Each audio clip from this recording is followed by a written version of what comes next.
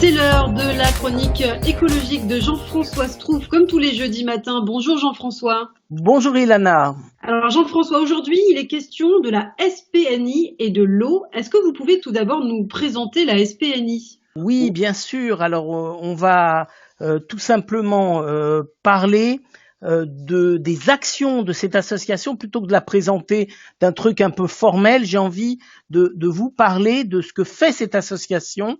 D'abord, la SPNI, ça veut dire la Société pour la protection de la nature en Israël. Et puisque c'est la fête de Hanouka, on a des bonnes nouvelles à annoncer à notre public et elles concernent l'eau.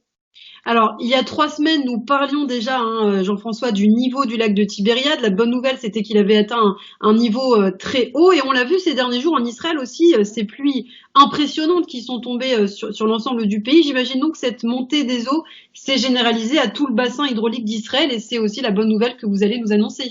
Alors ça, c'est déjà la première bonne nouvelle, mais comme une bonne nouvelle n'arrive jamais seule, Oui. La deuxième information positive du jour que j'ai envie de vous donner, c'est de faire d'abord un petit retour en arrière pour que vous compreniez en quoi c'est une bonne nouvelle. Les rivières et les cours d'eau d'Israël sont de taille modeste par rapport à ce que nous connaissons en Europe, mais ils fournissent des services écologiques essentiels au bon fonctionnement de l'environnement israélien. Malgré leur importance, ces ressources vitales, durant des années et des années, ont été exploitées, gravement endommagées, notamment au cours du siècle dernier, et de plus en plus ces toutes dernières années, par l'agriculture intensive et un développement urbain sans limite.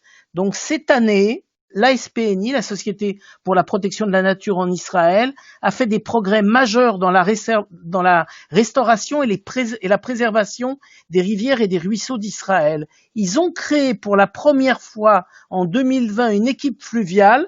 Bon, ça se fait pas du jour au lendemain. Et maintenant, on en arrive après presque 1 an de travail, on arrive à des résultats très efficaces du fait de la coordination entre des planificateurs, des écologistes, des organisations communautaires qui travaillent tout ensemble sur le réseau hydraulique pour maintenir l'écoulement de l'eau, protéger la biodiversité de ces habitats fragiles. C'est ça la bonne nouvelle.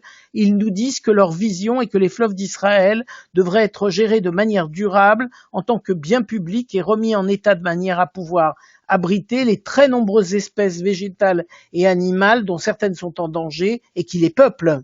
Et précisément, en quoi consistent ces travaux concrètement ? Alors, ce qui est très important quand on parle d'un système hydraulique, c'est délimiter les plaines inondables, savoir s'il n'y a pas eu des constructions malvenues sur des parties qui sont inondables, et ce qu'on appelle les habitats des zones humides, et ça c'est géré par l'autorité israélienne de planification en coordination avec la SPNI. Ce sont les fameuses zones où la construction est interdite. En même temps, avec l'autorité de planification, la SPNI a déterminé des lignes directrices à suivre pour tout l'ensemble des planificateurs de la région. Et j'imagine qu'il y a quand même une forme de pression exercée sur les autorités de l'État. C'est une des actions, elle est très déterminée et elle agit pour faire évoluer la réglementation, notamment pour réduire de manière drastique la pollution industrielle et agricole des rivières et des ruisseaux. La SPNI a pu limiter les projets de construction illégale aussi. Oui, et ils font également du lobbying auprès de la Knesset, ça c'est très intéressant parce que il faut sans arrêt, il y a le lobby des industriels, il y a le lobby des agriculteurs qui veulent continuer quelquefois à utiliser des méthodes qui sont pas très positives pour l'environnement, et la SPNI fait elle-même de pression et beaucoup de dirigeants israéliens sont maintenant sensibles à cette action. Oui, il y a un vrai travail pédagogique à engager. D'ailleurs, c'est aussi une des missions de la SPNI. Absolument, vous avez raison. Et donc, c'est en faisant des visites de terrain. Il n'y a pas que les jeunes publics. Désormais, la SPNI emmène des hauts dignitaires, des dirigeants des ministères et des grandes institutions israéliennes sur le terrain pour voir comment c'est important. Et un travail de sensibilisation de l'opinion également. Oui, ça fait partie évidemment de cet ensemble.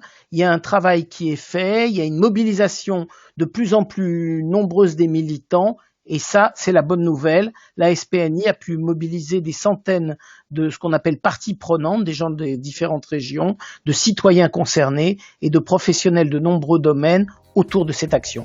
Merci Jean-François Strouf pour toutes ces informations. On vous retrouve jeudi prochain sur Radio J. Avec plaisir.